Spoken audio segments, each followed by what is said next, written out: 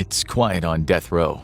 Everyone knows that in the next 60 minutes, one of their fellow prisoners will no longer be alive. The echoing of a guard's boots is heard coming down the cell block. They stop in front of the unlucky prisoner's cell. He has only 1 hour left before a deadly cocktail is shot into his body. There's a quiet sob as this terrible reality sets in. 60 minutes before execution. The prisoner takes a deep breath and looks out the bars at the two men standing with their backs to him. They've been placed there to ensure that he doesn't do anything to harm himself before his final sentence can be carried out. The prisoner walks up to the bars, grabs them with both hands, and closes his eyes. He will not beg for mercy. He has accepted his fate. 59 minutes before execution. The prisoner walks back to his cot and picks up the freshly washed jumpsuit, which is folded on his bed. After taking a final shower, the guards brought him a new uniform to put on before the execution. It's no different than what he's wearing, but it's clean. The prisoner changes his outfit. He feels a calmness wash over his body. Only a few hours ago, he was eating his last meal.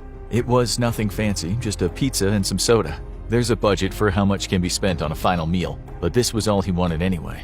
58 minutes before execution. He sits on his bed. Although he is calm, the prisoner is also restless. Less than an hour from now, he'll be dead. He thinks about what'll be waiting for him on the other side. He's done some terrible things in his life, and for the last decade, he has been repenting for those sins. He wonders if it'll be enough, or if an unforgiving God waits for him in the afterlife. Either way, he does not have much hope of going to heaven. All he can do is pray that there's a way to change his fate once he leaves the mortal realm. 55 minutes before execution. The prisoner stands up again and goes back over to the cold metal bars that separate him from the guards. "Thank you for treating me like a human and keeping everyone in this facility safe," he says to them.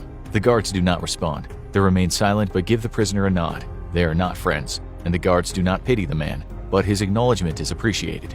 50 minutes before execution. A door creaks open at the end of the hallway. Two men approach the cell. They're a warden and the chaplain. One of the guards opens the cell door. Both the warden and the chaplain enter the small room. 3 chairs are brought in, and the prisoner along with his 2 guests sit down for a final conversation. 45 minutes before execution. After prayers are said, the 3 men get down to business. The warden explains exactly what's about to happen, so the prisoner can prepare himself. He'll be led to the execution chamber where he'll be allowed to make a last statement. The prisoner already had something in mind, but now he's going over it in his head to make sure his last words come out just right. 40 minutes before execution.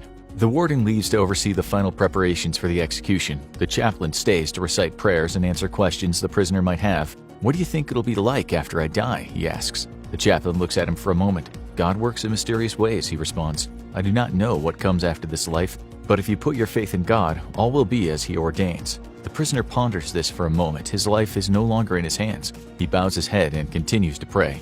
30 minutes before execution. As the chaplain and prisoner talk, the execution chamber is being prepared for his arrival. The executioner takes out a series of vials from cold storage and lines them up on a tray. They check the needles and tubes to make sure the lethal injection goes according to plan. The heart monitor gets turned on to make sure it's working properly. Satisfied that the execution will go smoothly, they leave the room to inform the warden everything is set.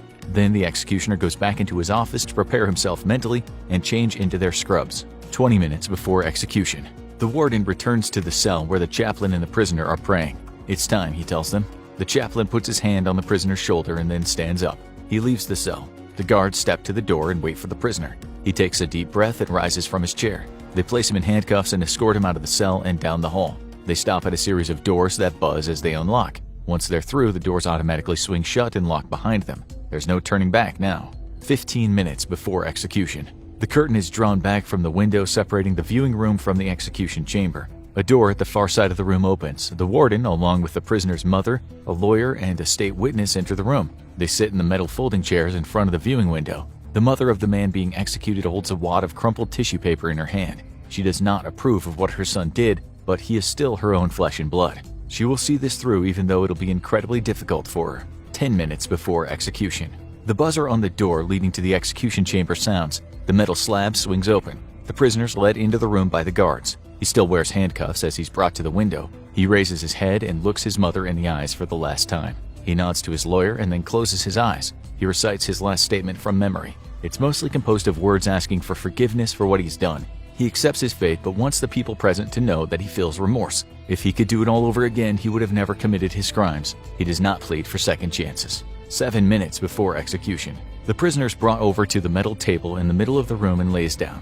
The guards remove his handcuffs. The prisoner is secured using leather restraints. They're pulled tight so his arms and legs cannot move from the table. The guards check the restraints one final time before stepping to the side. 5 minutes before execution. The executioner sterilizes the needles and swabs iodine onto the prisoner's arms. These procedures seem unnecessary since preventing infection is a moot point at this stage, but it's done anyway. They insert an IV into each of the prisoner's arms. One will be used as the main delivery method for the drugs that will kill him. The other is a backup in case something goes wrong.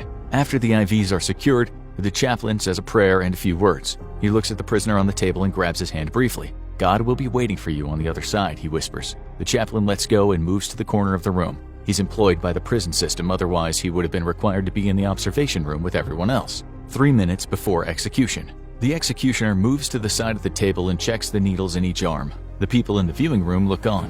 The first plunger is inserted into the IV, and the drugs are pushed into his veins. The first shot is composed of sodium thiopental or pentobarbital. Both of these drugs are fast-working anesthetics that render the prisoner unconscious in less than 30 seconds. As time goes by, his vision becomes blurry. He drifts in and out of consciousness, and he's in a dreamlike state. It's then that the next part of the procedure can begin.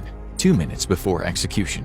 The executioner inserts another needle into the IV and pushes the plunger. Pancuronium bromide enters the unconscious prisoner's system, causing their muscles to relax and leading to the paralysis of the entire body. This includes the diaphragm and respiratory muscles. After the pancuronium bromide is administered, the prisoner would eventually die from asphyxiation, but there is one more drug added to the cocktail inside their body to ensure death is swift. 90 seconds before execution. The executioner inserts the final drug into the IV. Potassium chloride is injected into the prisoner's body. This increase in potassium salt in his system causes the heart to beat irregularly and eventually leads to cardiac arrest. 1 second before execution. The lethal cocktail circulating through the unconscious prisoner's body does exactly what it's intended to do. His heart has stopped beating, his lungs have stopped taking in oxygen, and his brain is shutting down. The EKG hooked up to his chest does not pulse any longer, but is droning a single long beep. The prisoner is dead. The executioner manually checks his pulse and the body. They confirm that the prisoner has passed away and turn off the machines in the room. After the execution, the chaplain bows his head and says a final prayer. The people in the viewing room stand up and are ushered out of the room by the warden. The executioner drapes a white sheet over the deceased prisoner. The execution has been carried out. His final hour on death row is over. In the coming days, his body will be cremated and returned to his family.